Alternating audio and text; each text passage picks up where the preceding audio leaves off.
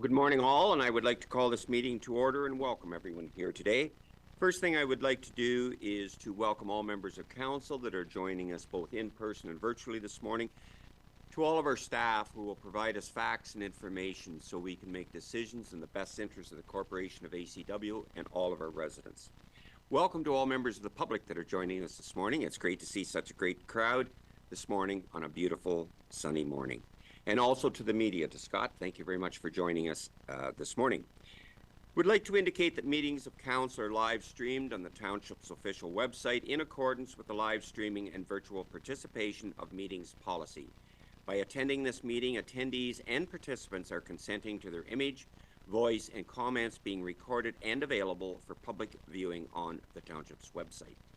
Do any members of council have a pecuniary interest or potential conflict of interest of any agenda item that we have today? Councillor Miltenberg, please. Yes, I'm declaring a conflict of interest on item number 6.4, grants to organizations, specifically line 14. I am a director of Kingsbridge Center, which is owned by the registered charity St. Joseph's Kingsbridge Community, which has a request. I would like to be able to comment on the first 13 and excuse myself for that one. Thank you very much for that. Duly noted. Councillor Snoblin, please. Yes, thank you, Mr. Mayor. I'd like to declare conflict on item number 5.2 on the Capital Power presentation. My spouse is a landowner that has leases with Capital Power. Thank you very much for that. Duly noted. Councillor Hickey, please. Thank you. I'd like to declare a conflict of interest on 6.4 grants to organizations, specifically the line for the Huron Plowmen's Association application. I attend the meetings and I have two boys that compete for prize money with that organization, and I'd like to still be involved with the other discussions, just step away for that line. Thank you. Thank you very much. Anything additional?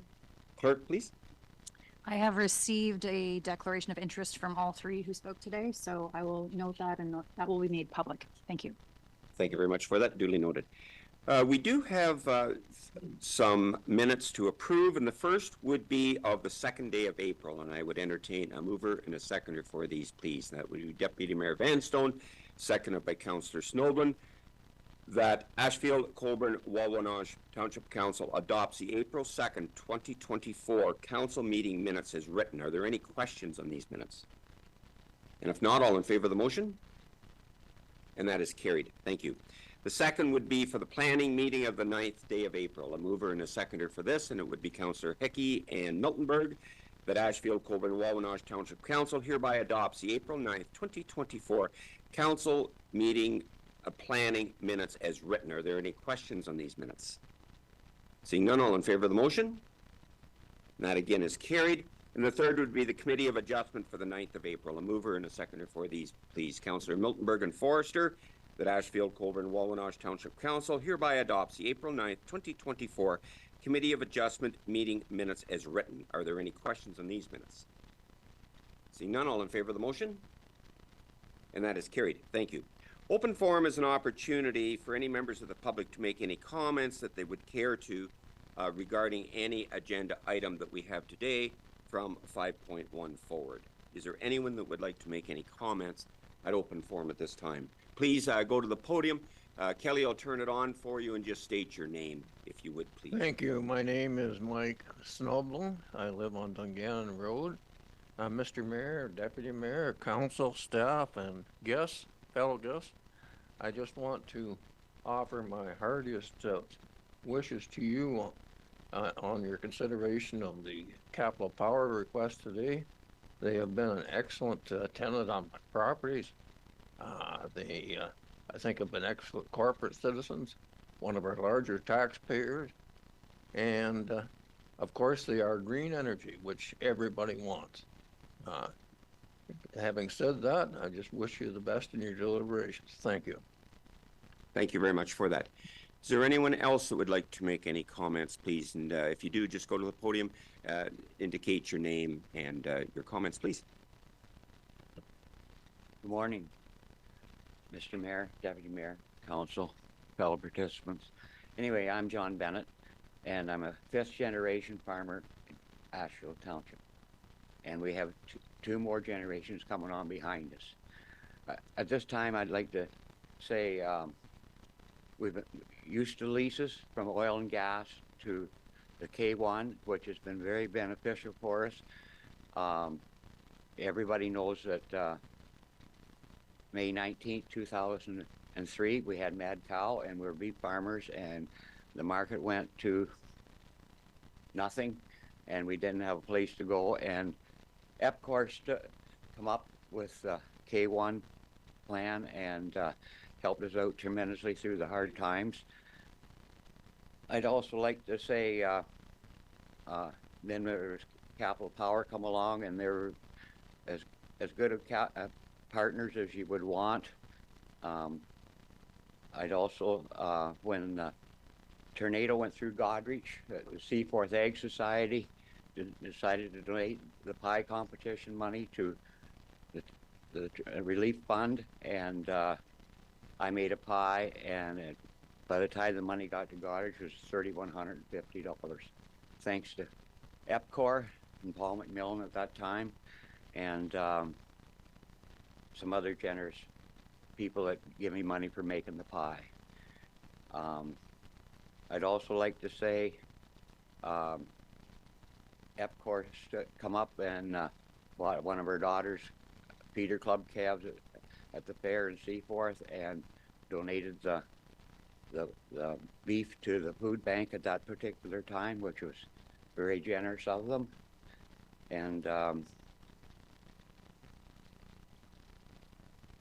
also they sent to our one daughter was teaching, and they sent classroom resources to her class with a small windmill to show how it worked. And they're just great people to have around you, and I wish that you council and staff can see fit to grant a new lease for the windmills that won't require too much expenditure, but it's a carried on thing, and with the demand for green power and computers and electric vehicles, I'm sure there's a market for the product. Thank you very much, and thanks. Thank you very much for your comments. Is there anyone else who would like to speak? And please indicate your name, and anyone has up to 5 minutes, and the buzzer will go off at 4:30. Yep. Thank you. I'm Kathy Young, and I'm here to speak on 15.1, a letter from Mayor Jim Ginn of Central Huron to ACW. As I said, my name is Kathy Young, and for the purpose of this, I'm going to identify myself as a friend of Ballsbridge.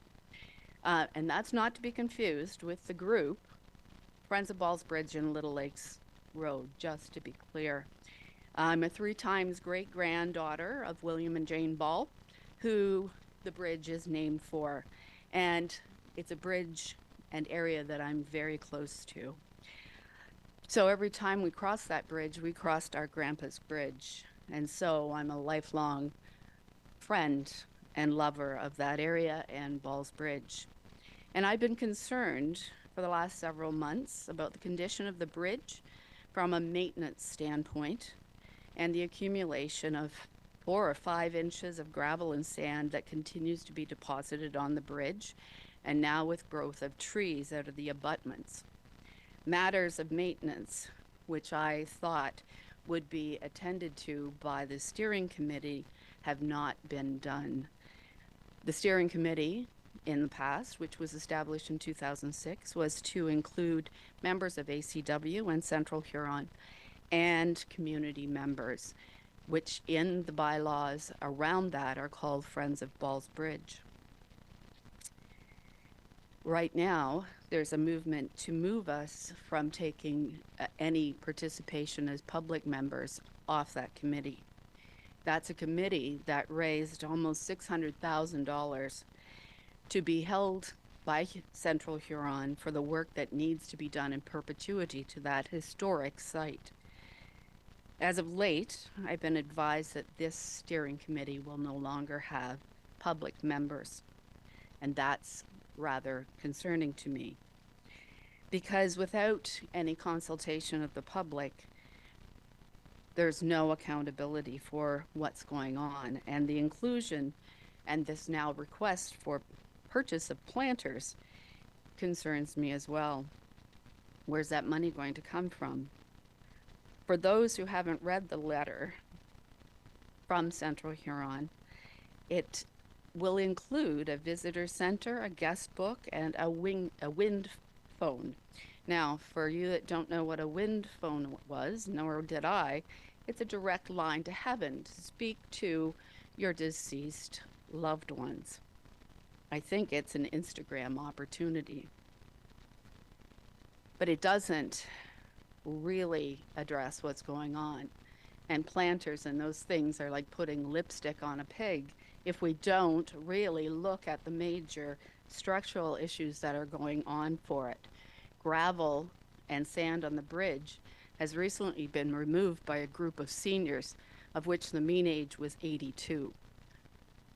Not okay either. That's dangerous for them to be doing it on a public roadway. And it's also dangerous for people of that age to be slugging sand and gravel off a bridge. The bridge was built by the locals. It was heavily lobbied for to connect our community between the east of Huron County and the north of Huron County to the county seat. William Ball gave the land for the easement, which is a cartway from the east side of the bridge. He solicited the help and labor of his local farmers. They cut the trees locally at the Ball sawmill, which was on their property. Local farmers brought their wagons and their horses and their oxen to draw lumber and steel and gravel and stone for that bridge. And at no point did they say that the public wasn't welcome to be part of that. And so today I'm asking for this council to turn their minds to that and to welcome new changes and additions to the bridge, while keeping in mind that we need to maintain this historic site. It is designated, and we need to look further into it for the future. So if you can take a look at that and not just look at the last line that seems to be an addendum to Mr. Ginn's letter that says that they will be reaching out to the locals to water the planters. I think we'll get better buy-in if they have a voice in the decision making about what is happening at that bridge and going on in that area. Thank you for your time. Thank you very much for your comments. Is there anyone else would, from the public that would like to make any comments at this time, please? And I'll just reiterate again, I know you're not long-winded, but up to 5 minutes. The buzzer will go off at 4:30. Just indicate your name. I can speak all day, but I'll keep it short. Good morning, ACW members of council and staff. My name is Dan Hayden. I live near Port Albert, and I farm with my family. I'm here this morning to speak in regards to item 5.2 on today's agenda, the operating contract extension for the Kingsbridge Wind Farm. Our family's property, we have, on our family's property, we have 3 wind turbines. They're part of the Kingsbridge Wind Farm. One is a Vestas V47 660 kilowatt wind turbine that's been in operation since 2001. The other 2 are Vestas V80s 1.8 megawatt wind turbines been in operation since 2006. I'm very much in favor of Capital Power extending the Kingsbridge operating contract with IESO. I've made a list of a few reasons why I'm in favor. As a landowner with wind turbines, we very much appreciate the annual lease payments. Capital Power has done Capital Power has done great at keeping each wind turbine site tidy and maintained.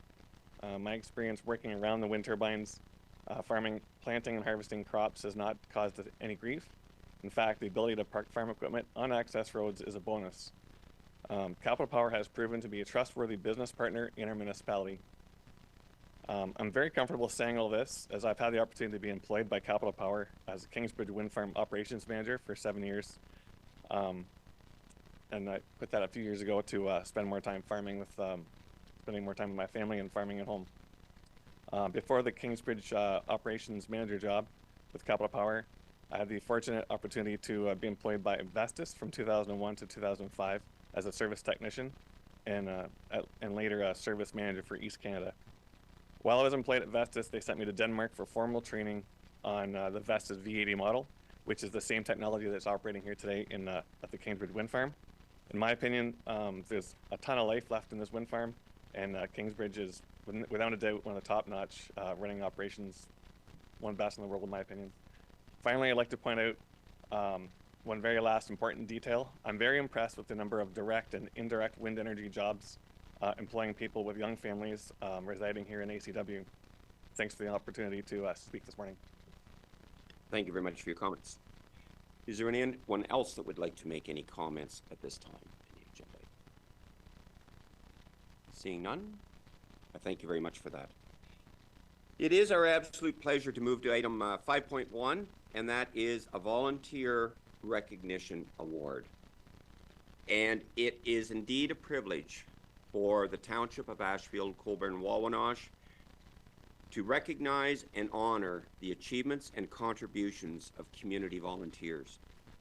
These prestigious awards express Council's appreciation of the many individuals and community groups who work to enhance the quality of life in Ashfield-Colborne-Wawanosh. We would like to extend our heartfelt gratitude to everyone who participated in the nomination process. Each nominee has demonstrated remarkable contributions, making the selection process incredibly challenging. We have two awards today, and the first is a group award. And this Outstanding Community Group Award recognizes a community group for its outstanding voluntary contribution to the well-being of our community. We would like to take this opportunity to recognize the St. Helens Hall Committee. In 2002, residents banded together to save the former Women's Institute, which had fallen into disrepair.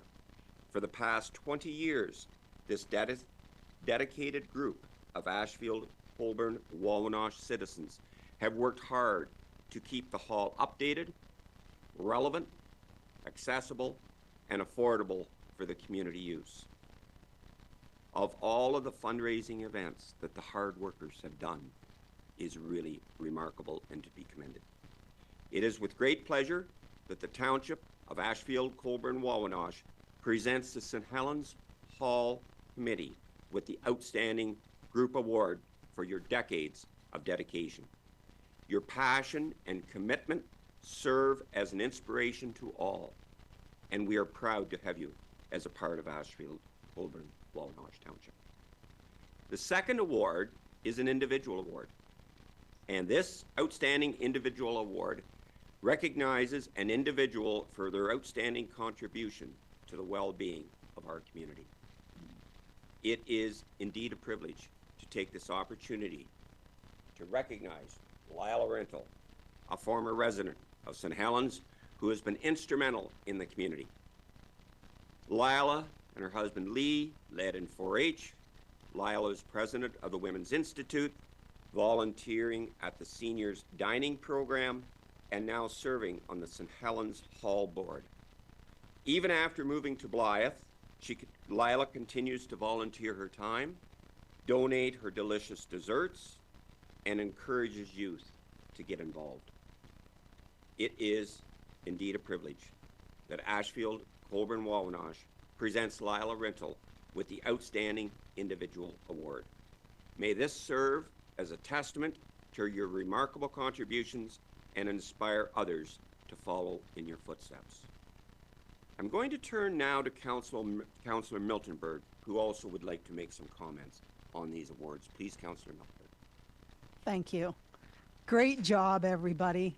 I nominated both of these awards, actually. I volunteered for the first time in ACW in 1970-something, and I've never stopped, and I've worked with a lot of volunteers and a lot of volunteer groups, and I think you guys are just spectacular. To the St. Helens Hall Committee, you've done so much for the municipality, but my admiration stems from how long you've done it and how long you did it with no thanks and no recognition. And you're very successful now, but when you began, it was quite a slug, and you just kept at it, and you kept at it, and remarkable and spectacular, and you are to be admired. And I've worked with literally hundreds of volunteers, and all of them are great people. But Lila, you you are remarkable because you not only have done it for so long, you come back to do it, and you made me feel very welcome. I've been on the St. Helen Halls committee for maybe 7 or 8 years. And you are always welcoming, and you're always smiling, and you're always working, and I get exhausted just looking at you. But you do a spectacular job, and congratulations to all of you. I'm very, very pleased right now. Thank you very much. Let's show our appreciation. So I would ask that a member from the St. Helens group receive the group award that I will present them, and Lila will then be presented with the individual award, and then we will recess for 5 minutes while we go out in the foyer to take pictures of the recipients. And we will resume this meeting at 9:25.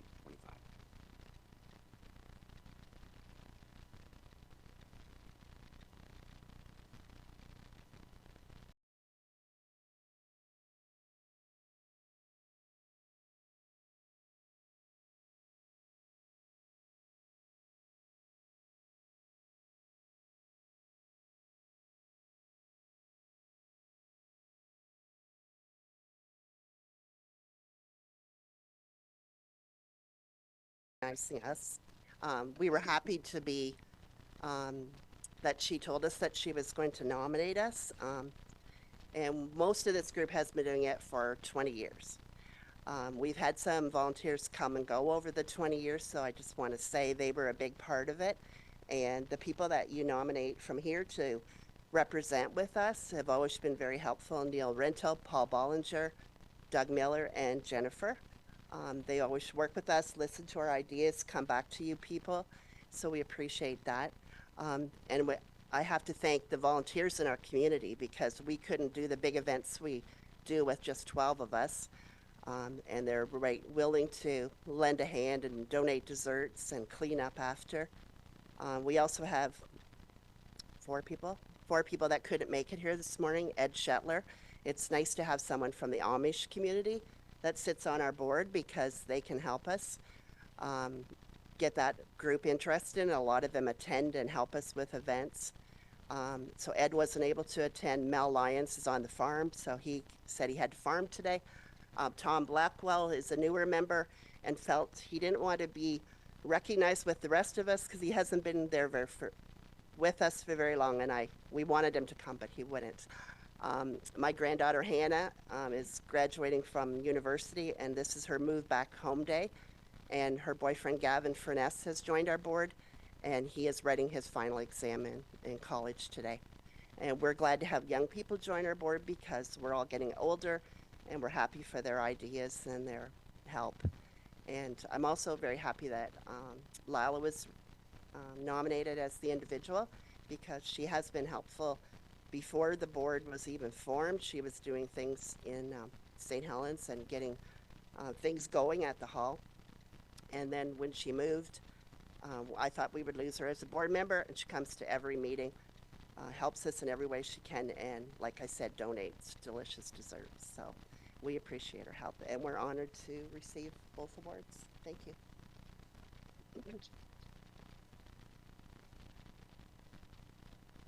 Lila, please. And I'll just go to the microphone just so that anyone online can hear. Lila, we've known each other a long time, and you are an absolutely idol in the community for all to emulate, and especially to you. You have done so much for the youth. Thank you for that. You are so deserving of this award. Congratulations. Thank you very much. And please make some comments if you want. I'd just like to thank everybody for this award. It was beyond my expectations. I love doing volunteer. I volunteered all over Ontario, right from Peterborough beyond. And we, as Lee and I, started Junior Herefords as a junior organization for 10 years, from Midwestern Ontario to Western Ontario. We also, when I finished that, we did the Charlet Association. They called us would you start a junior charlet? Yes, we will. And we did. And I, myself, was one of the first 4-H sheep club members in Huron County. We were in the very first sheep club in Huron County. And 4-H has been a great inspiration, and I certainly wish that everybody would join 4-H that can. It's not just livestock. You can do anything. I have 60 silver spoons. And they rate from big spoons to little spoons.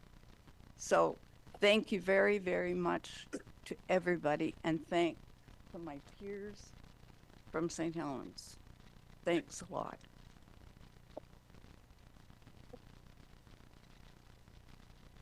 So let's just go in the foyer and we'll get a photo. Is that okay? Perfect. Thank you.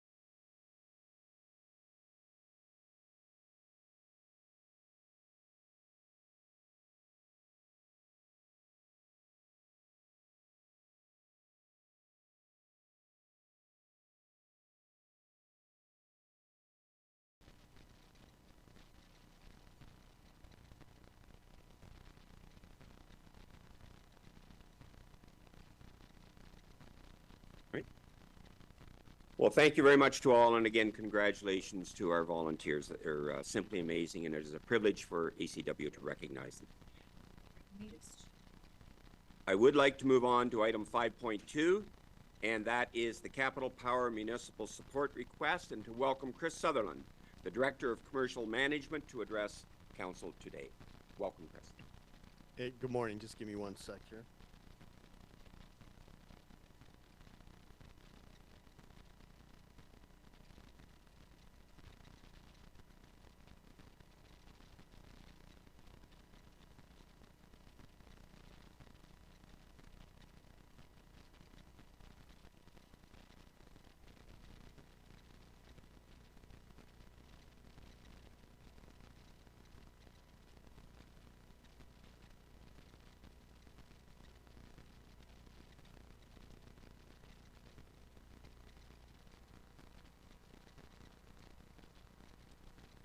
Okay. All set up. Thank you. Good morning. Thank you, council, for allowing me to address you today. Thank you to all the K1 landowners that are here to speak and show their support on our behalf. My name is Chris Sutherland. I'm the director of commercial at Capital Power, and I'm here today to talk to you about the Kingsbridge 1 wind farm.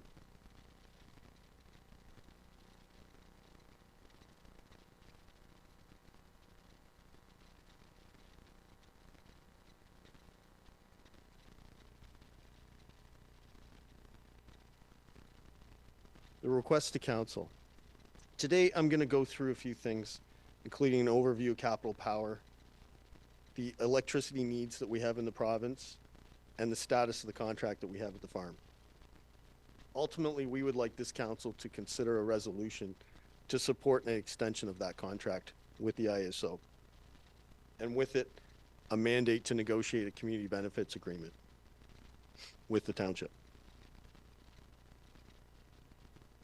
Capital Power, we're a publicly traded company headquartered out in Edmonton.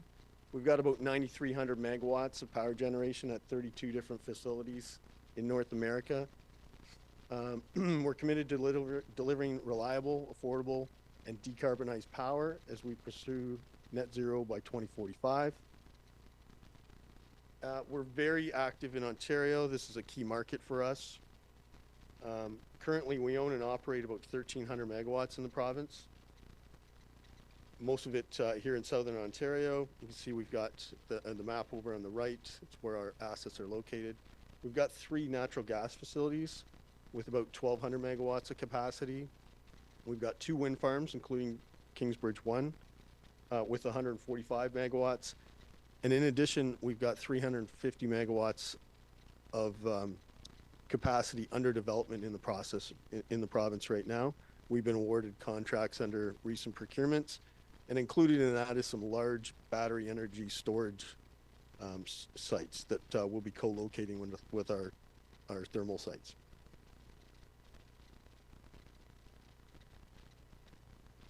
So let's talk about the needs for electricity in the province. This comes from the most recent ISO planning outlook for 2024.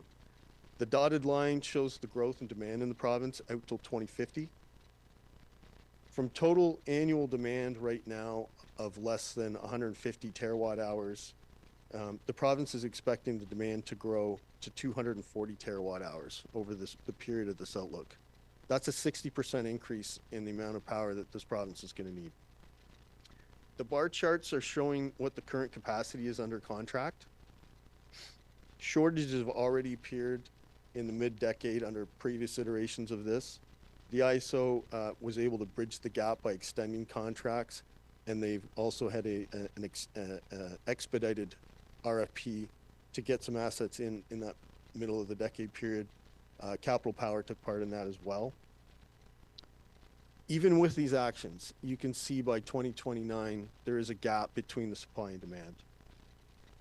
The growth being driven by all sectors of the economy, manufacturing, it's agriculture, it's population growth, and just the general electrification of our society. To meet the demand, the province is going to have to extend the life of existing assets as much as possible and procure many new assets to fill this gap. There's no easy way to meet it.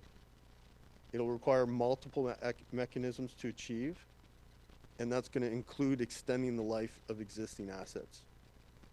Ontario is now 2 years into a series of procurements launched in 2022 to secure 2,500 megawatts of energy for that mid-2020s to help meet those short-term needs.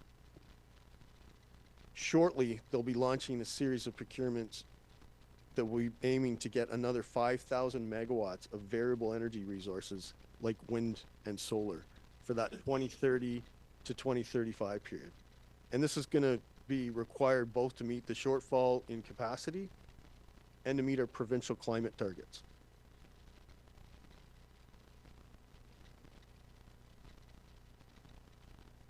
So that brings me to why we're here today, and that's the Kingsbridge 1 wind farm. Kingsbridge began operation in 2006.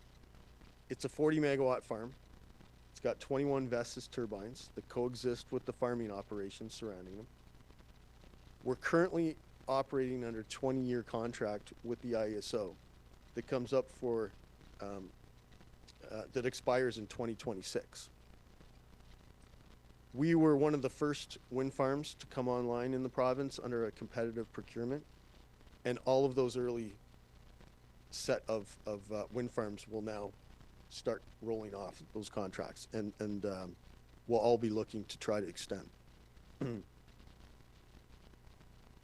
So this to date, we have produced roughly 2,000 gigawatt hours of electricity. That's the equivalent of what's needed to power 2 million homes for a year. We also have the Port Albert wind farm. As part of the Kingsbridge, we do have one turbine that is under a separate contract out in Port Albert. We manage it as part of the Kingsbridge, but it will have a contract that expires shortly after the Kingsbridge.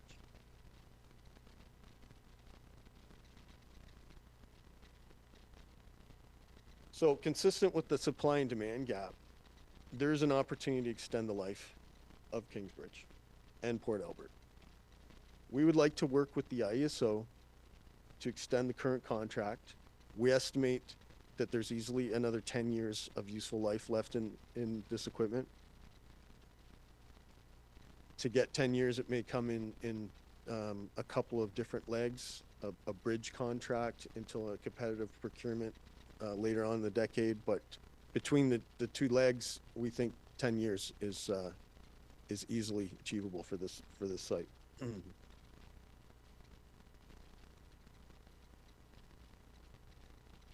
And also, so this is what an extension would look like. It's relatively simple.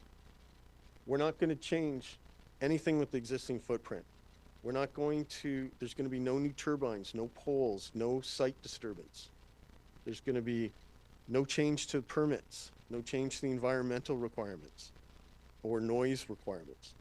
We basically just want to extend this contract, operate this farm, maintain the status quo. It'll be very, very little disruption. And to do that, we will invest multi-million dollars to ensure that there's continued safe operation beyond that 2026 contract expiry. Local economic benefits. We spend over $260,000 every year in lease payments. That's more than $6 million since the start of the operation of the facilities. We hire local small business to the tune of $60,000 annually to perform site services. These turbines support 7 local wind technicians contributing, that we contributed towards $3 million worth of compensation to. And we provide some $25,000 annually to local organizations and initiatives. Extension benefits. In addition to the lease payments, the jobs, and the community support, a new community benefits agreement to be negotiated with municipality if a mandate is given. We have strong support from our landowners. You've heard from many of them today. We've got a great relationship with them. We met with them recently to talk about this initiative. We got unanimous support from them. We've got letters that were included in this package to council today, support from all of the members, and you heard them, several of them speak, and many of them are sitting here in the audience today.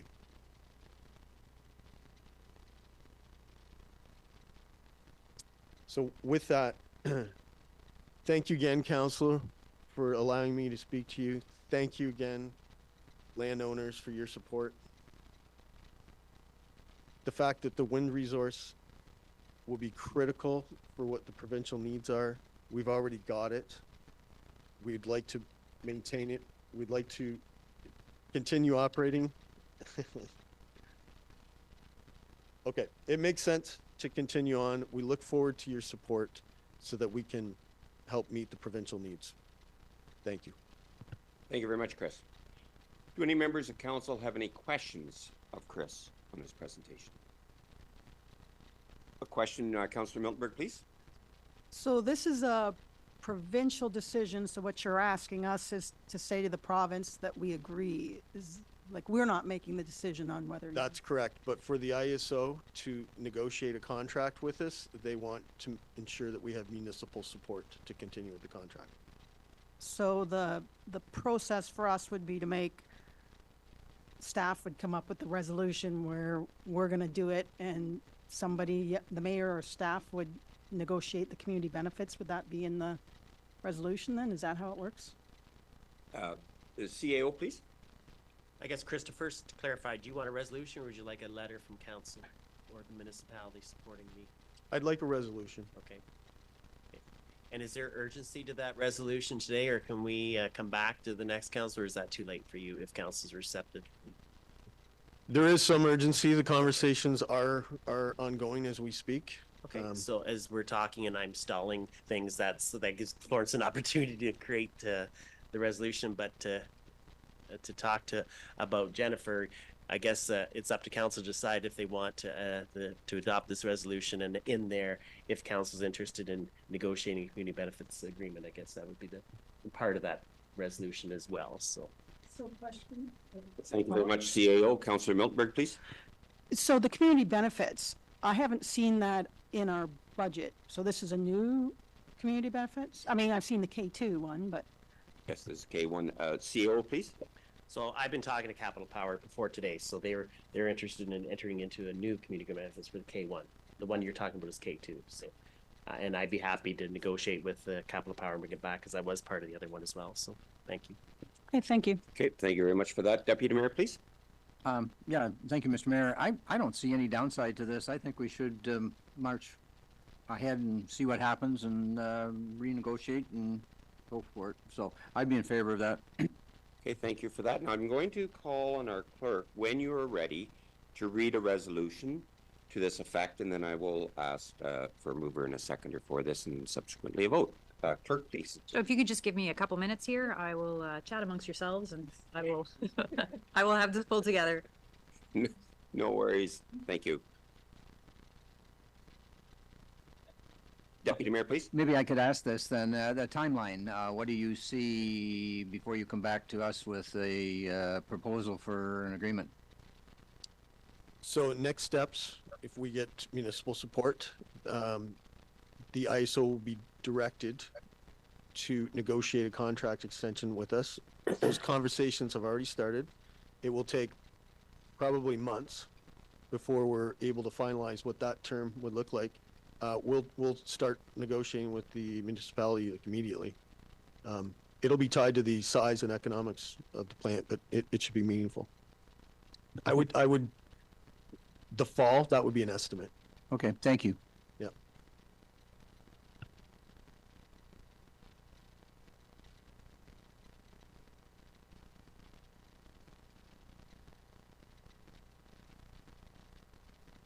Can I ask a quick question? Oh, absolutely. I apologize. I did not see you. Okay, like there's just a wind turbine up here on my screen. Could somebody get rid of that? It says thank you on it. So my question is, you said like there's 10 more years of life in these things. Like, so what happens after the 10 years then? That's my question. Then either a change in technology or decommission. Yeah, it may become uneconomic to run wind turbines once they reach a certain age, depending on the components, what kind of shape they're in, foundations, things like that. Okay, so like they get tore down then, or is that what eventually happens? like once that's after they're no longer economically viable, then they just get taken down. Correct. Okay, thank you. Perfect. Thank you for that. Clerk, please. So this is what I've got. That Ashfield-Colborne-Wawanosh Township Council hereby support the extension of the K1 IESO contract, and further that council directs staff to negotiate a new community benefits fund agreement with Capital Power related to K1. Is that hereby support? So that would be included in the letter of support. So Okay. that would be the resolution, and then we would include that as a part of the letter of support. So, okay. Letter of support Is that- and empower the CAO to negotiate. Okay, a mover and a seconder for that. Councillor Hickey and Deputy Mayor Vanstone. Further discussion? All in favor of the motion? Opposed? Thank you very much. Thank you. Thank you very much, Chris, for your presentation to us today. Thank you. Okay, we'll now move on to 6.1, and that is the payment of the current accounts. And I would entertain a mover and a seconder for these, please. Councillor Miltenberg moves, Councillor Hickey seconds, that Ashfield-Colborne-Wawanosh Township Council hereby authorizes the payment of the April 2024 accounts as presented. Do we have any questions on any of these numbers? Seeing none, all in favor of the motion? Opposed? That is carried. Thank you. 6.2 is the previous month actual accounts. A mover and a seconder for these, please. Deputy Mayor Vanstone, Councillor Forrester, that Ashfield-Colborne-Wawanosh Township Council hereby approves the payment of the March 2024 accounts in the amount of $2,985,181.12. Do we have any questions on these numbers? Okay. I just, if everyone would please respect the meeting, and if you'd like to chat outside of council chambers, that would be great. Thank you for that. No worries. Do we have any questions? We have a mover and a seconder for this. Do we have any questions on any of these lines? And if not, oh, I'm sorry, Councillor Blake, please. I'm sorry, jumping back there, I just had a technical difficulty. It booted me off there for a second. I wasn't in opposition of a few of those votes, and I was just raising my hand for a question, and then had some technical difficulty. So I just wanted to clarify that. No problem. Do you have a question now? Thank you for that, Councillor Blake. Do you have any question on these numbers? I think you just left again. Okay. Anyway, what he said, I made note. Okay, perfect. It has been noted. Okay, moved and seconded. All in favor of this motion? And that is carried. Thank you. And 6.3 is the summary revenue / expenditure reports. A mover and a seconder for these, please. Councillor Miltenberg and Forrester, that Ashfield-Colborne-Wawanosh Township Council adopts the summary revenue / expenditure reports as written for the Township, Lucknow and District Medical Center, and Lucknow and District Recreation from January to March 2024. Any questions on these? All in favor of the motion? And that is carried. Councillor Blake, did you have any questions? You just got, I think, knocked off again in your back. Did you have any questions on anything, please? Yes, I did. I was in support of the K1 contract extension. I just raised my hand for a question regarding the community benefits. It cut out shortly after. I heard that staff would be directed to negotiate the community benefits program, and I just wondered if that was something that would come back through council as a vote. Absolutely. I will defer to our staff to respond to that question.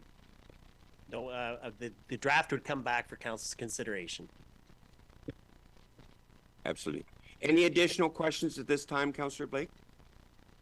No, I do not. Okay, thank you for that. We'll move to 6.4, and that is the grants to organizations and the capital grants. And we'll go through this process. The first would be the capital projects, and that would be Brookside Public School for the community playground enhancement at $12,500, and the second would be the United Way Perth Huron Goderich Area Connection Center for $5,000. Does anyone have any questions on those two items? Seeing none, okay, we'll continue down and move through the next group. And the first would be the Big Brothers. Glenn, I'm sorry, CAO, please. I would like you to get confirmation from council that they support both of those. Just a show of hands so we go line by line. Okay. Yep, I would also just because there's a lot on this list, and we do have two members of council that did make declarations of conflict here. So what I would like to do is we'll go through the list as it's presented in the report. We'll go through each one. We'll get a consensus from council kind of relatively informally for each one. When we get to the Huron Commons Association, let's skip over that. And then same for the St. Joseph's Kingsbridge community request. We'll skip over that. We'll deal with those two motions separately so that you can still participate in the rest of the discussion. Yes, that's what I'm. So, okay, thank you very much for that. And Councillor Forrester, please. Okay, thank you, Glenn. I'm just curious what we spent on this last year. Okay, thank you for the question. We'll give staff a moment to respond to that. While Ellen's looking that up, Wayne, or are you talking as a grand total? Yeah, thank you.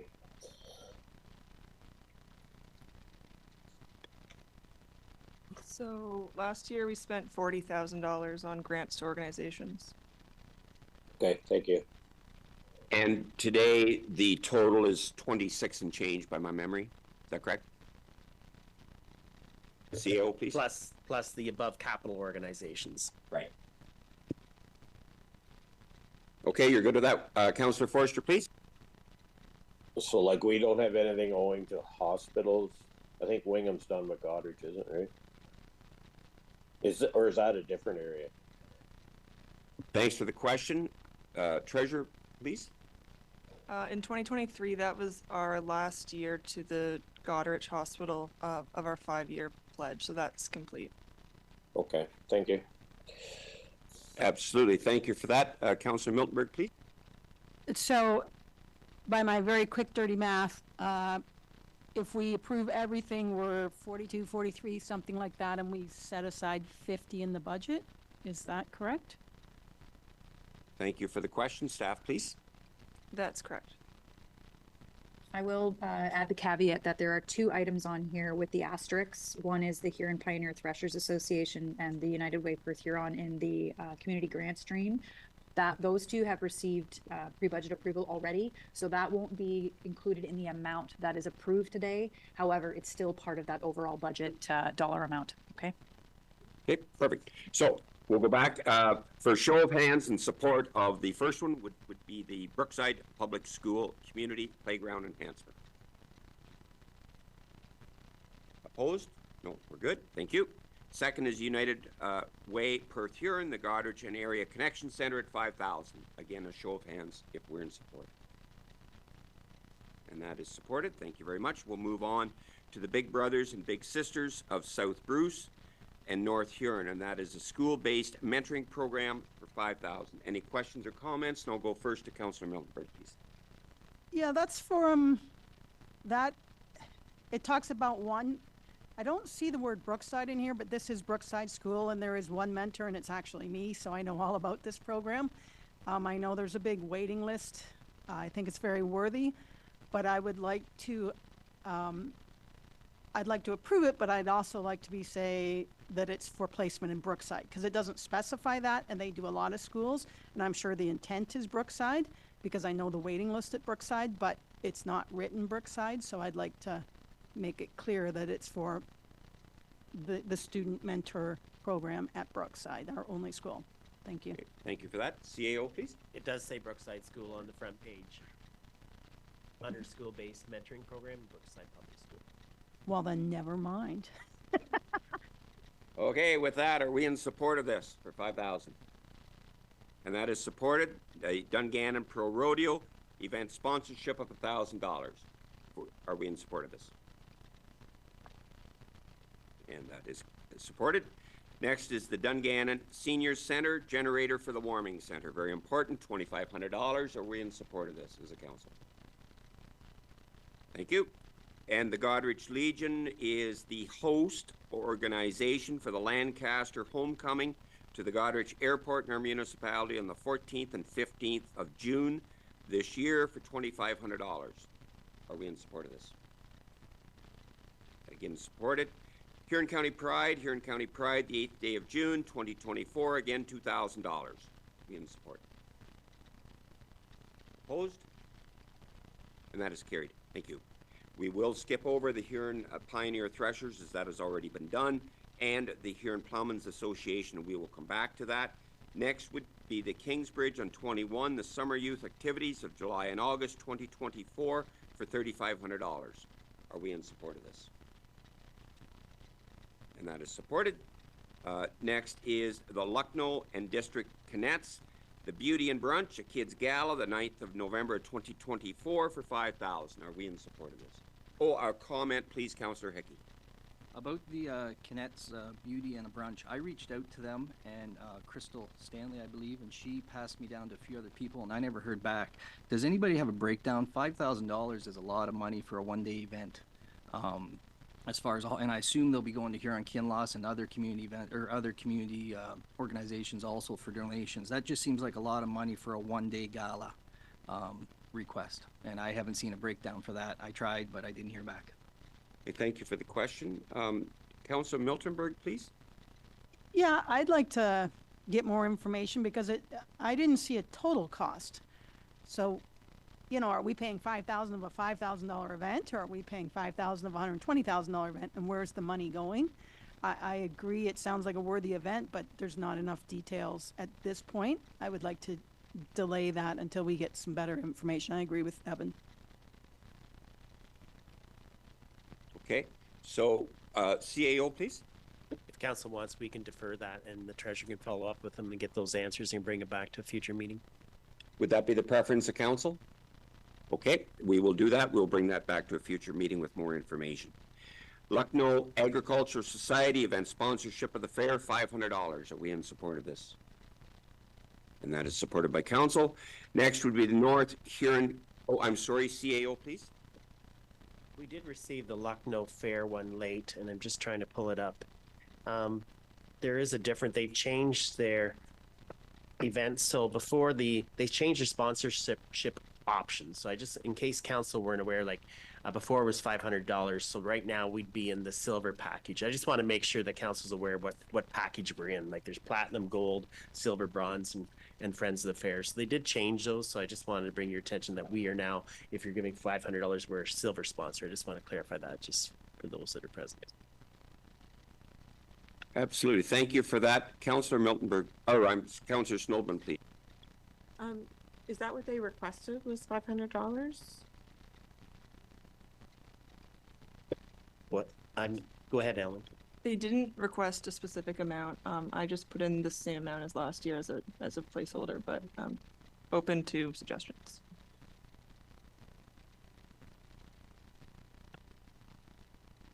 Councillor Miltenberg, please. I would like to keep it at the same amount simply because the request came in late. We're trying to get the requests in on time.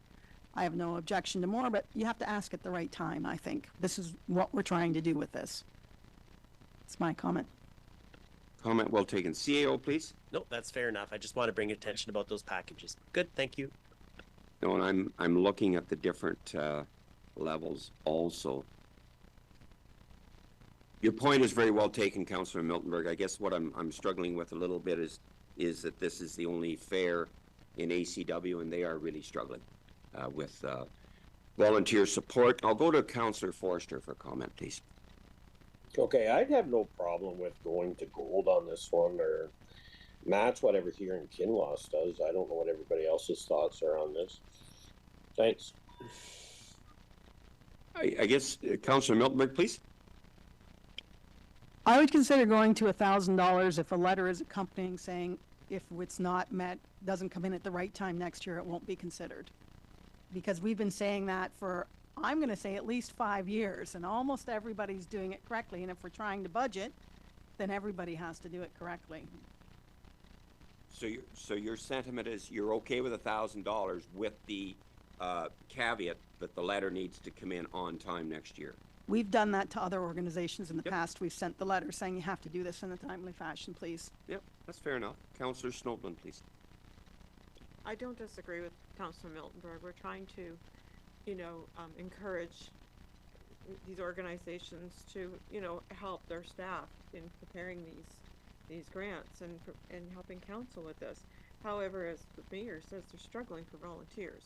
We don't know if they're struggling for volunteers to even just get them to a meeting, to make a letter, to write the letter, to request the money. I don't know that, but I like Wayne's idea that maybe we should think about matching here in Kinlosses. We, share services at the arena and fire department with them, so why wouldn't we match what here in Kinloss is giving?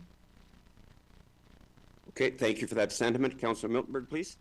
I agree with Wayne and Councillor Snowblin, but I will address the volunteers that don't have time to do that. That is a recurring theme in every organization. The volunteers don't have time. And the original community grants policy was written largely by former Deputy Mayor Roger Watt and myself, because when we joined, if you didn't have a request in by December, you got no money. There were no options.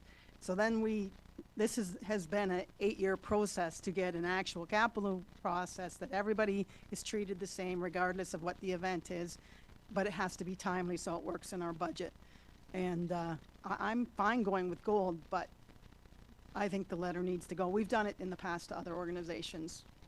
If it's important that they get the money, they'll get the letter out. And if they write the letter, it's just change the date next year. Okay, thank you for that. CAO, please. I'm sorry I brought this up. It seems like a long discussion. I was just trying to clarify things, but just on that note is when they said in the email, I did say the policy had changed, and I flipped it back to them. I said, we have to get this in ASAP. They did have it the next day, so I assume whoever was at the other end of the email understood. So I'm sorry I prolonged this whole process. Well, so I'm just going to make a suggestion. From my knowledge, the Ag Society is really struggling with members and the volunteerism. And I will suggest that it would be appropriate for this council to donate $1,000 to this and have that discussion that this needs to be in advance of the deadline next year for it to be considered. Is council in support of that? A show of hands for $1,000. And that is supported by council. Thank you. Next will be the North Huron Community Food Share, and that is the financial support to purchase food for $1,000. Pretty tough to deny, as some of our residents rely on that. Show of hands if we're in support. And that is supported. I thank you. We'll skip over St. Joseph's Kingsbridge Community and the United Way. And I will entertain a motion, a mover and a seconder, that Ashfield-Colborne-Wawanosh Council award the 2024 Capital and Community Partnership Grant Stream to the following organizations with the amounts as shown above. And further that, the council hereby award the 2024 Community Grant Stream to the following organizations with the amounts as adjusted. Okay, and that would be a mover and a seconder for that, please. Councillor Snowblin and Deputy Mayor Vanstone. All in favor of this motion? And that is carried. Now, the next one we will deal with is the Huron Plowmen's Association, and that is for $200. Any comments on that? Deputy Mayor, please. No, I'm in favor of that, and for that fact, that isn't much for, a bit of advertisement that we do get out of that plowing, and I think it's really great for the kids, so I am definitely in favor of it. Okay, so I will entertain a mover and a seconder that Ashfield-Colborne-Wawanosh Township Council award the 2024 Community Grant Stream to the Huron Plowmen's Association for the Huron County Plowing Match event for the requested amount of $200. Mover and a seconder for this, please. Deputy Mayor Vanstone and Councillor Blake, all in favor of the motion. And that is carried. Okay, thank you.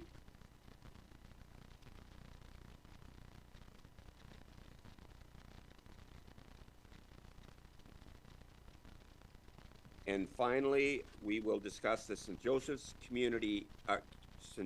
Kingsbridge Community Municipal Night Tunes on 21, April to June of 2024 for $1,750. Any comments? Councillor Snowblin, please. So moved. Thank you. Moved by Councillor Snowblin, seconded by Councillor Forrester, that Ashfield-Colborne-Wawanosh Township Council award the 2024 Community Grant Stream to the St. Joseph's Kingsbridge Community for their Municipal Night Tunes on 21, April 1st, June 2024 event for the requested amount of $1,750. All in favor of the motion? And that is carried. Thank you very much. Yep, thank you. And thanks very much to council for all of your comments on that.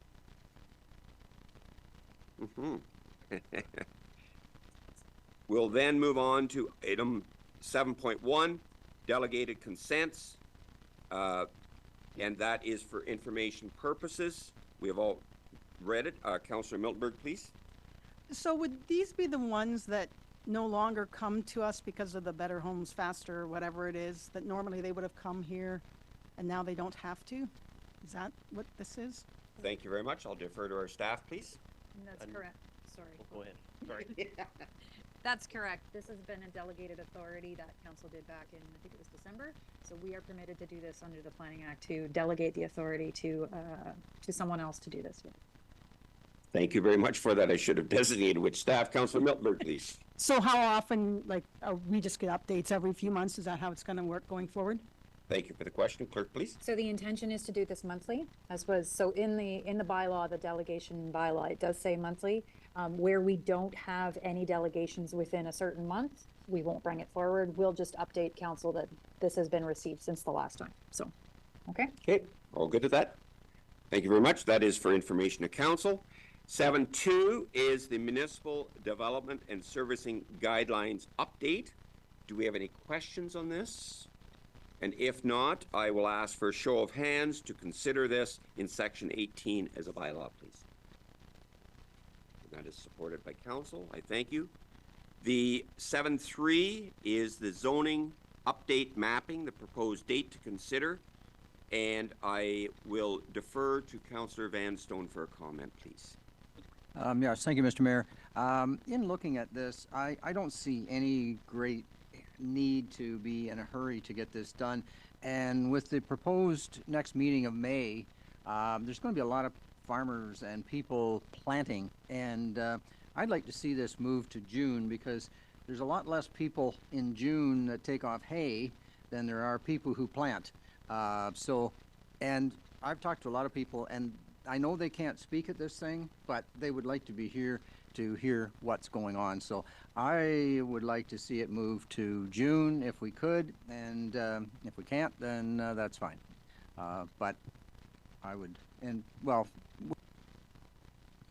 And the date, I believe, is the 18th of June for our planning meeting.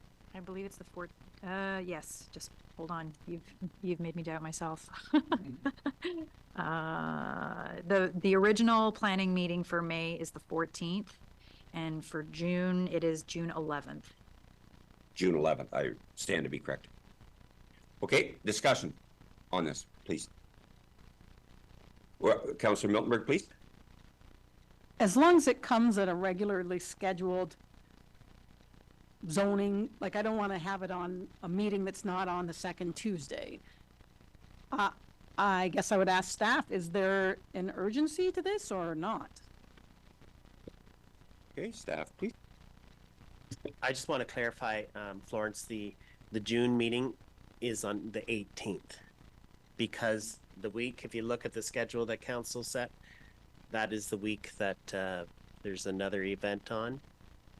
So that 18th is a morning meeting for council, and it's the planning meeting in the evening on the 18th. And personally, I have no problem with deferring it to June. Okay, Councillor Snowden, please. What would be the implications of deferring it further out? I mean, I guess, is there an urgency on this? Is there a legislative requirement that we have to pass here? It seems to be a fairly contentious issue. I'm hoping that staff are able to iron some things out to help the folks that spoke at the last planning meeting on this. I'm just curious to know if there is some kind of legislative requirement that we have to pass this within a certain amount of time, or if we have to address it at a certain amount of time or discuss it. Okay, thank you. Brett, please. I don't believe there's any legislative requirement. The problem with time is people start to forget. Conversations continue to happen. More people will come under the you know, not that they shouldn't have their say or anything like that, but more conversations start to happen behind the scenes too, as things kind of not drag on, but time's allowed. Like another couple months, I appreciate fully the reasoning, but now you're almost kind of 6 months since we started that last original meeting, and it just, the time really starts to catch up with you. And there aren't too many people waiting for the maps to be approved in a sense. Like we have some that are happy with their changes that would like to see this done sooner than later, but it's not urgent that way. It's just kind of how council feels. But that's the one cautionary tale with this, is just the longer it drags, the more people forget, and the more you kind of start over again, and more conversations just continue to kind of go in circles and happen in the background that maybe could have, you know, been resolved earlier in the process. But Okay, thank you for that. And I will make a, okay, Councillor Hickey, please. Just a quick comment. May or June could be inconvenient either month. It's not ideal time of the year, either month really. But I think holding off till June, it could give more opportunity for consultation between the planning department and disputed properties owners to allow more time to maybe resolve some issues. So I would support the June move. Thank you. I concur with your comments. I was going to say the same thing. Anything we can do to resolve any conflicts, I think, is absolutely beneficial in the end. So with that, I'm going to ask for a show of hands if we would be agreeable to have the planning meeting on June 18th at 7 p.m. Clerk, please. So there is a planning meeting already scheduled that day. It's to have the zoning maps brought to that meeting for consideration. That's what Absolutely. Absolutely. So I'm going to ask for a show of hands if we're good with the 18th of June. And that is supported by council. Thank you very much for that discussion, and Councillor Vanstone for raising it. 8.1 is the Chief Buildings Official Report for information purposes. Does anyone have any questions of Brett on this? Yeah, please, Councillor Milton. Brett, I asked you last month, how were you doing? Were you feeling overwhelmed? And you said, boy, if I could get somebody hired for septic, I'd be a lot happier. How are you feeling this month? Sentiment has not changed. Okay. I'll leave it that there. Any further questions or comments? Okay, for information of council, 9.1 is the bylaw enforcement report. Again, for information of council, do we have any questions on this? Councillor Miltenberg, please. I'm sure I already am supposed to know this, but I can't remember. The animal control, we were having a problem for a while with that. How was that resolved? Did we find someone? Thank you for that. Clerk, please. So, in order to address the, I guess, the vacancy, our current bylaw enforcement officer has taken on the administrative responsibilities related to animal control.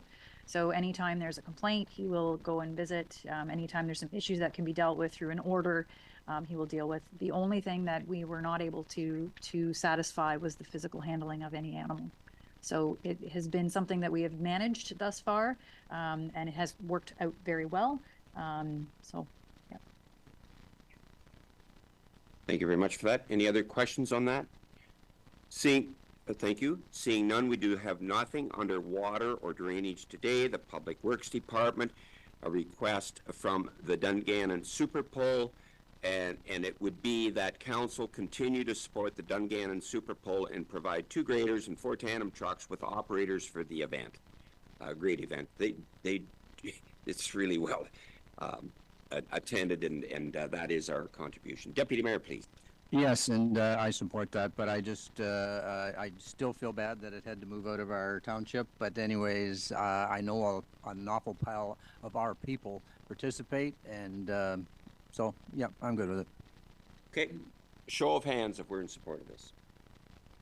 And that is supported by council. I thank you very much. Roadside mowing. I feel that we are fortunate that the price has not increased. And I would entertain a mover. And do we have any questions on it first? Deputy, or I'm sorry, Councillor Miltenberg, please. Yeah, Thomas. I'm not sure if this was them or prior to them, but there were complaints that it wasn't cut early enough or often enough, and I'm not sure if they were weather related or angry person related, but Are these roads being cut in a timely fashion? Are we happy with the service, I guess? Thank you for the question. Tom, please. We received a lot of compliments last year on the service. Now, keep in mind that the township itself completes a lot of the mowing. So this is one mowing that's done in August, and it's mainly to go down to the fence line and keep trees from growing up or that sort of thing. So it's I'm sure if there's other comments that can be directed to the department, because that'd probably be more in my wheelhouse. This is like the once yearly down in the ditch. Okay, thank you. Follow up, Councillor Milton? Yeah, I didn't hear them recently, so I think whatever happened has improved greatly. So, same company, which is why I asked, but thanks for the explanation. Okay, thanks. And it's very important that we do this because I've seen situations where it hasn't been done and those saplings just grow up and then it provides challenges at intersections as far as sight and that sort of thing.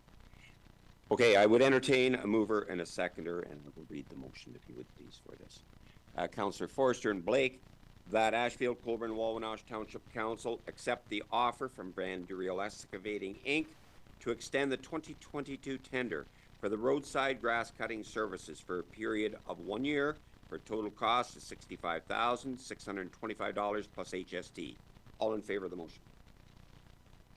And that is carried. I thank you. 12.3 is the asphalt program. We have received the quote. Do we have any questions on this? And if not, I'll entertain a mover and a seconder to accept the quote. Deputy Mayor Vanstone, Councillor Hickey, that Ashfield-Colborne-Wawanosh Township Council accept the quotation for the 2024 asphalt program from Lavis Contracting Company Limited for a total cost of $686,819.50 plus HST. All in favor of this motion? And that is carried. I thank you. Do any members of council have any committee reports that they would like to share at this time, please? Councillor Miltenberg, please. Yeah, I have two. On behalf of the municipality, I attended the Huron County Federation of Agriculture, here's my sticker, MPP Local Politician Forum in April. And it was spectacular. I cannot say too much about it. So what it is every commodity group, this is what every commodity group, an overview of what their struggles, their challenges are. Lisa Thompson was at the front, Ben Law was at the front, and I assume it was the president of the local chapter of the Huron County Federation of Agriculture. Yes, it was. And each commodity said what their challenges were, what the federal and the provincial government could do to help. Lisa and Ben responded to each one, and every municipality was there. Some of the more urban ones, like Goderich, spoke about how great it was to hear these things because they don't know that much about them. I said we know a lot about rural because that's what we are, but I commend them because as we know, farmers are great entrepreneurs and independent people and sometimes have trouble working together. And everyone was respectful of each other and giving the same message, but how it affected their industry, largely on local production and infrastructure and disease control. But it was really, really, really well attended and really worthwhile. And I have all the overviews here, and they did it for Huron and for Perth. They had different handouts. And Huron and Perth were really, really similar on all the numbers. They had more CSAs, which is, you know, the direct boxes that come from the farms.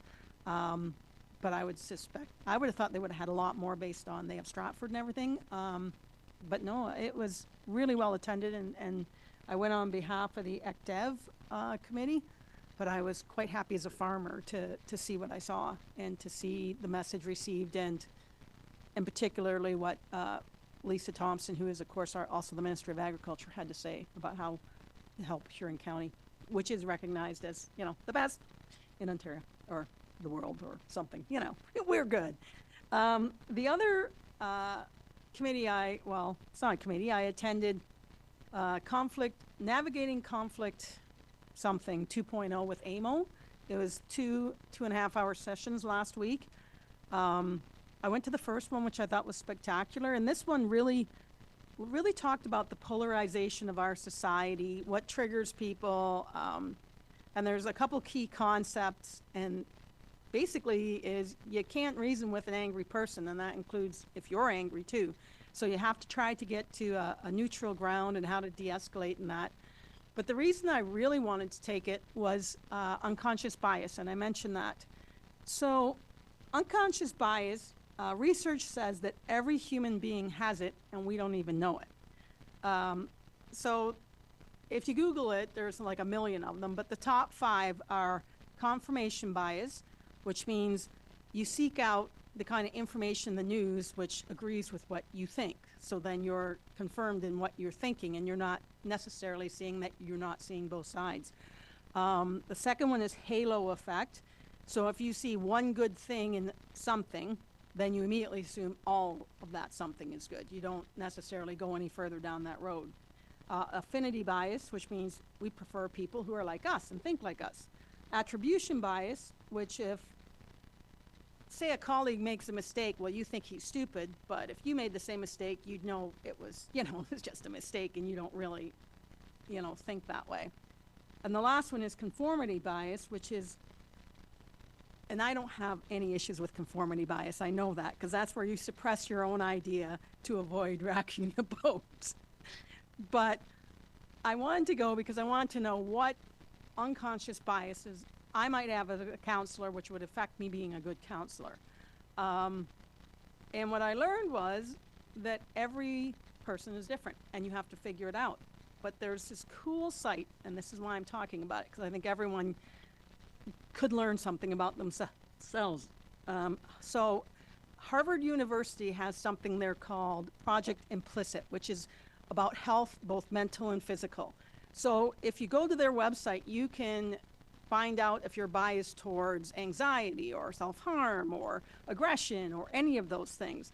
So the website is harvard.edu, and if you just get there, you can select take a test.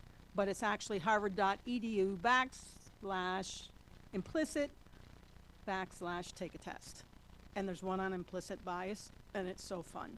So if you want to be a better person or a better counselor for people who don't think like you or don't act like you or don't have the same ideology, you go there and you try to see where you might have an unconscious bias before you even got started.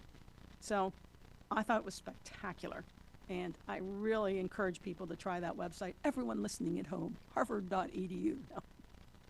All right, thank you. Thank you very much for those comprehensive reports, and I concur with you on the value of that in dealing with individuals. Any further committee reports? Anyone? I would like to share a couple. I was involved in a discussion with Minister Thompson, invited the municipal leaders in Huron and Bruce counties to a discussion 2 weeks ago on abattoirs. It was a round table on abattoirs, and the purpose was to have a discussion and hear any comments and any, should I suggest, roadblocks that is challenging for the abattoirs in doing their business. And it was Greens, of course. We're in attendance, Brad Gilchrist from the Beefway at Kincardine and others, and it was a very worthwhile discussion. And I'm glad that all abattoirs participated in that. Yes, please, Councillor Miltenberg. That was one of the topics that was touched on here, and since 1999, 54% of the abattoirs in Ontario have closed. Like, we simply don't have the processing anymore, and that may be where that stat came from or why they're heading that way, but I'm really encouraged to hear that. Absolutely. And with the abattoirs, and they're no different than any other business, the way they've evolved, there is less of them, and the ones that are in business have grown. And that's just the reality of commerce. And it was great to have the discussion as to the impediments that are challenging for them. And the last comment I would like to make is I joined our last meeting virtually, and I I presented to the Ontario Legislature Standing Committee on Bill 165, and that would be for the leave to construct for natural gas and to increase the threshold. And the presentation was extremely well received. And I did that on behalf of, yes, ACW, yes, the county, and also the Western Ontario Wardens Caucus. So thank you very much for that, Deputy Mayor. You chaired the meeting, and thank you for that. Okay, with that, is there anything under new business that anyone would like to bring up for a future meeting? Councillor Forrester, please. Okay, thanks, Glenn. I just noticed online the other day, when North here and when somebody retires, they come to council and we present them with, or they present them with their certificate and all that. I know that they do it at their staff things, but it'd be kind of nice if we did it at a meeting too. I don't know what everybody's thoughts are on that, but thank you. Okay, thank you. So I will just ask if there's support for this to discuss it at a future meeting. Show of hands. Okay, that will be CAO, please. So you're just talking when someone does retire from our organization that they attend the council meeting and just get appreciated? Is that what you're saying, Wayne? Yeah, and what the service awards or whatever too, like. No, Okay. we can take care of that. Okay, I don't need to bring back a report. I'll just, when there's Okay, a thank retirement you. coming up, we'll do that. Thank you. Okay, thank you very much for that. Anything else under new business for a future meeting? Seeing none, we do under correspondence have a request for $650, which would be ACW's share of flower pots at the Balls Bridge. Deputy Mayor, please. Yes, thank you, Mr. Mayor. I don't want to do anything with this right now until we get this committee going. I know there's been a lot of talk. I've talked to Jim Ginn, I don't know how many times about it, to try to get the committee going again. The thought right now is that to only have it as representatives, and that would be okay to start it, but I think we should bring in the other, like anybody that's there. I know there's some apprehension there because of the gravel pit, and they're afraid that some of the gravel pit people will get on there, but myself, I would make it very clear that they have nothing to do with the bridge. And but anyways, I think we should get this going again as quick as we can. So hopefully, I know the staff in Central Huron have been talking to our staff, so there might be an update that we can get or whatever. Thank you. Okay, thank you very much for that. I'll defer to staff, and I'm going to go to CAO first and then the clerk, please. So just on that note, if there's any problems with anything in that area, what people should contact is no different than the other bridge. Contact the Public Works Superintendent, either on our side or Central Huron side, if there's any issues with anything, because it's no different than the other bridge. So I just want to clarify that it's not a special bridge for that purpose of repairing the bridge. Our Public Works are quite capable of looking after. Okay, thank you for that. Clerk, please. So just kind of getting to the item at hand, the flower pots at Balls Bridge, I understand that this is part of a purchasing item that Central Huron is looking to initiate. I wouldn't wait to have a decision on this. I would consider it today and then let the Balls Bridge committee issue evolve as it is. It will come back to council without a doubt. But however, I think we should agree to purchase the pots anyway, because that decision is going to come one way or the other. And I do know that they are waiting on us to go ahead with that. So. Okay, thank you for that. I do think these are two separate issues, absolutely, and your comments on the committee is well received, Deputy Mayor. I'm going to go first to Councillor Forrester and then Miltonberg, please. Okay, thanks, Glenn. I do think this is a wonderful idea, but we know how these things probably will get vandalized. I don't know what everybody else's thoughts are on this. Like, I think if they're plastic, they'll just get smashed, but okay, thank you. Okay, thank you for that. Councillor Miltonberg. Yeah, I don't agree. They're two actual separate issues, and their state of emergency isn't mine, or their lack of planning isn't my state of emergency. And I don't mean that to be rude, but I was appointed with Bill, which is why I was waiting for him to speak, to the Balls Bridge Committee, and he's been trying to get us to have a meeting with them, and it was supposed to happen in February, then it was supposed to happen in March, now it's April and it hasn't happened. I believe it didn't happen at all this year.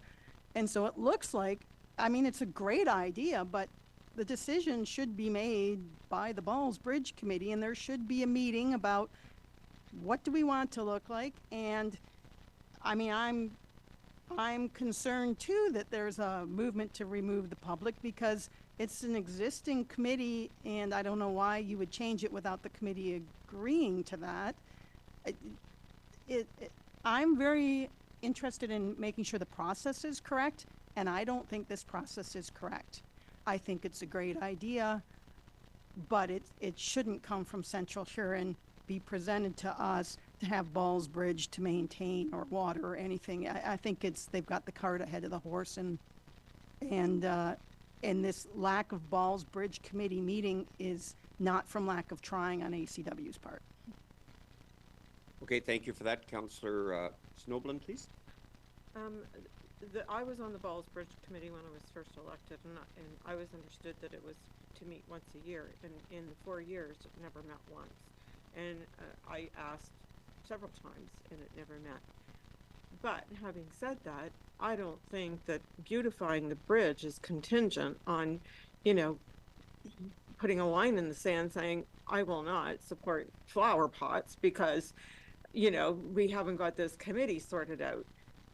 The Balls Bridge is there for the beauty of not only the local residents, but the tourists that come there as well. And why wouldn't you want to make it more beautiful? Why wouldn't you want to beautify it? Why wouldn't you, let people enjoy the beauty of it and add a couple of flower pots to it?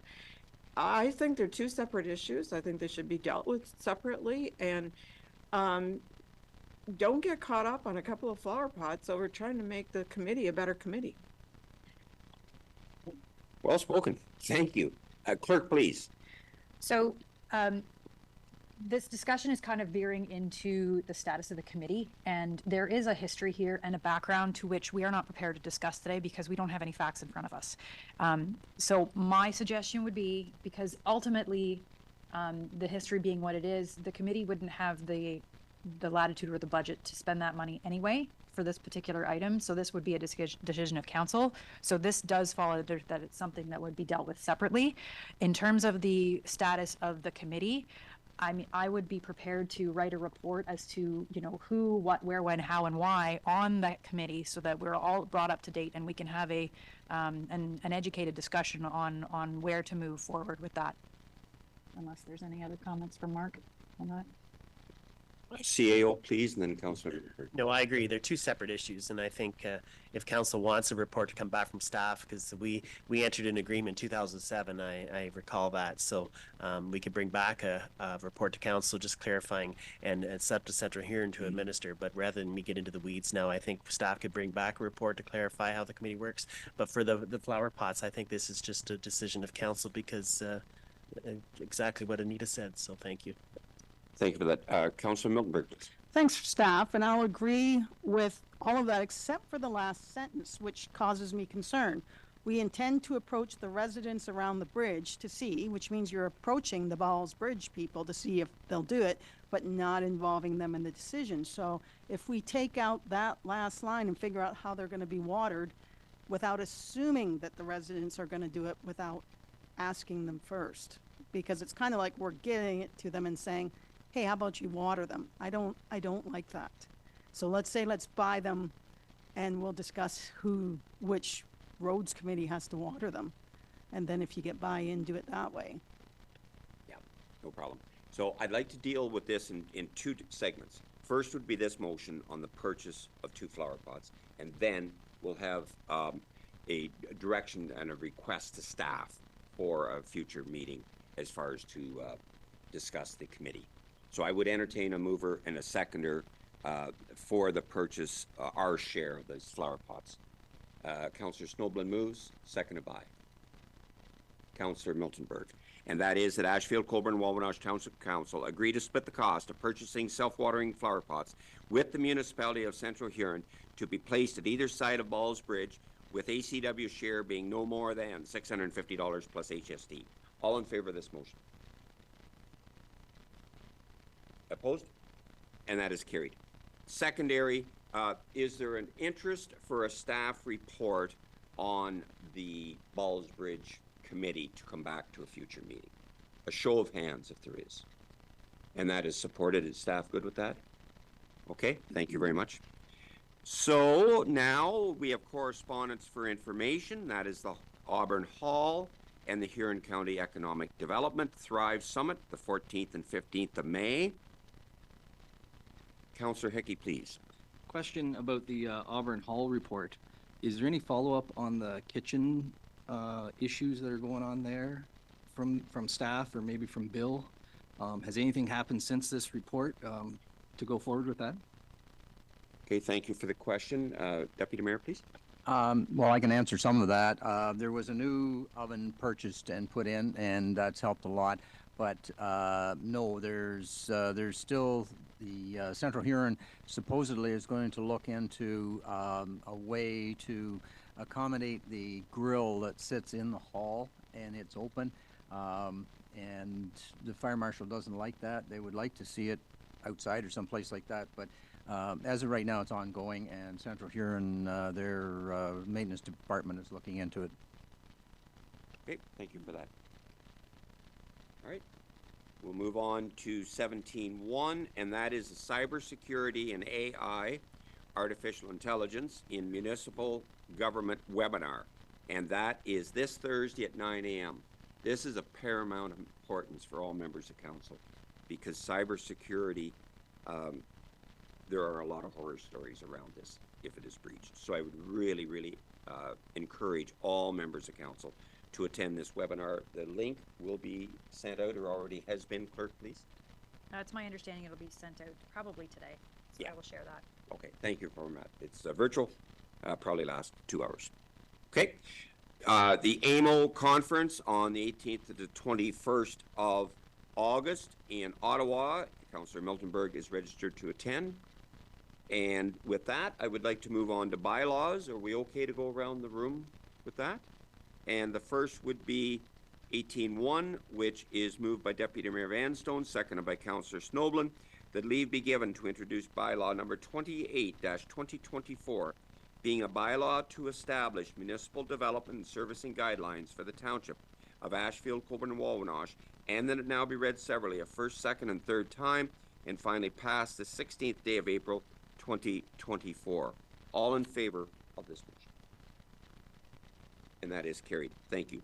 We do not have a closed session today, and so we will move to the confirmatory bylaw, moved by Councillor Hickey, seconded by Councillor Miltenberg, that leave be given to introduce bylaw number 29-2024, being a bylaw to confirm the proceedings of the Township of Ashfield-Colborne-Wawanosh Council meeting held on April 16th, 2024, and that it now be read severally a first, second, and third time, and finally pass the 16th day of April 2024. All in favor of the motion?